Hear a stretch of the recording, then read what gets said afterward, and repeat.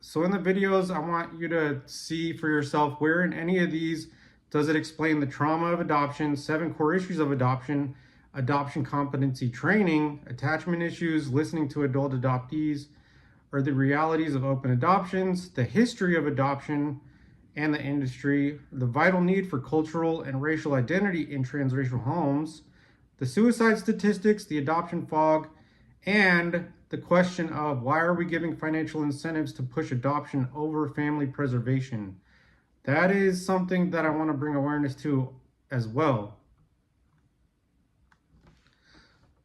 Okay, so this is the IRS. All the links that I'm going to be reading from will be in the description below. At the top of the page, if you adopt an eligible child, you can claim the adoption credit on your federal income taxes for up to $16,810 in qualified expenses for 2024. If you receive adoption benefits from your employer, you can also exclude up to $16,810 of those benefits from your income. Now I'm going to be reading from AmericanAdoptions.com. Nationally, research shows that 10 to 25% of adoptions do not work out. When that happens, the adopted family may already have invested significant resources into the process. What happens to those funds when adoption disrupts, or basically failed adoption? It's just a really nice way to put failed adoption. With most professionals, your money is lost, and you are left with the emotional pain and disruption and a drained adoption budget. But not with us. Where in this is the child's devastation? Where in this is like, what is the child going to do? This has nothing to do with the child. All right, this is from consideringadoption.com. First sentence: it's no secret, adoption is expensive. For many couples, cost becomes the biggest obstacle in making their parenting dreams come true. Typically, an adoptive family interested in private, domestic, or international adoption can spend up to $50,000. There is more than one way to adopt. Foster care is practically free, making it a great alternative if you're worried about finances of a private and international adoption. If you don't know, the private infant adoption industry is one of the most highly unregulated industries. It's often for profit. These agencies are for profit. Do you think the adoption attorneys are working for free, or do you think they're working for profit? Whose best interest do you think they have? Do you think they have the child's or lining their pockets? Maybe some of them do, but it's a business. They're not working for free. Now, that's just a brief overview of just some of the adoption pages that are out there and the adoption agencies. Now, this is from TAC Training. This is the best training you can get that professional therapists are taking to get adoption competent and help adoptive families as child welfare professionals. Now, this is the best training you can get as of right now. Now, I'm going to go through the modules and just try to listen to the differences between what the adoption agencies are pushing over what the reality is when you get into the adoptive families. So I'm just going to read briefly the modules. There's 11.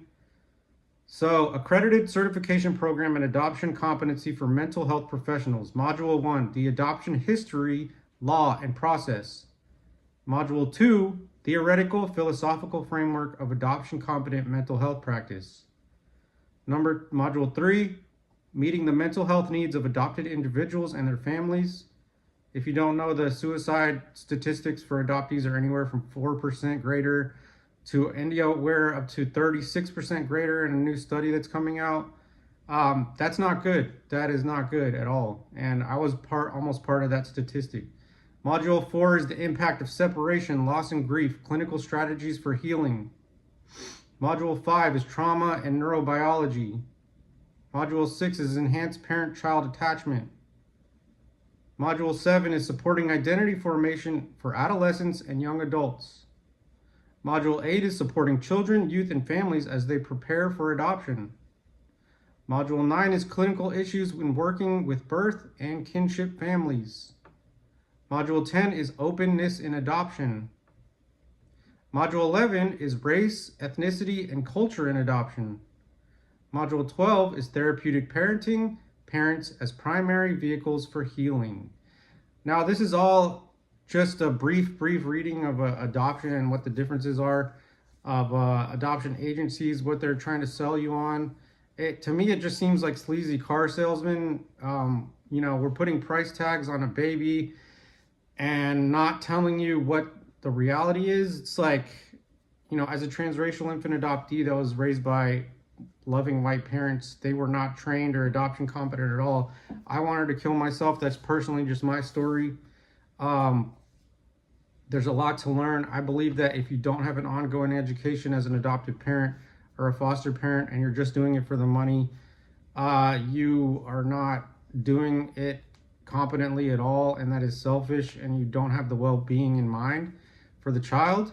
If you are not taking the NTI training, I believe you're doing yourself and your family a disservice, and that's just my opinion. As an adoptee, I believe that some books that are just necessary to read are the Primal Wound if you're adopting from infancy. I believe the Connected Parent, The Connected Child by Karen Purvis are some of the best books out there.